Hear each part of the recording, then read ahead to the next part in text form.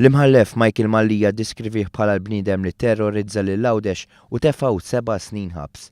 Kienet din is-sentenza fil-konfront ta' Pasqualino Cefaj li nstabħati li kkaġuna feriti gravi fuq Joseph Portelli. Għalkemm fl-istess ħin b'6 voti kontra 3, il-ġurati ma sabuħx ħati ta' attentat taqtil. Il-każ imur lura s-6 ta' Ġunju 2012 meta Cefaj 34 sena kien aggredixxa lil Joseph Portelli ta' 56 sena b'mus fawla fil-qorti ta' Għawdex. Fis-sentenza tiegħu l-imħallef Michael Mallija kellu kliem ibes għal Cefaj tant li tkellem ukoll dwar il-ħajja aggressiva u tabbuljar li jgħix Cefaj. Ħajja li baqgħet għaddejja x'il-qorti ma kienx jibsa biżżejjed miegħu.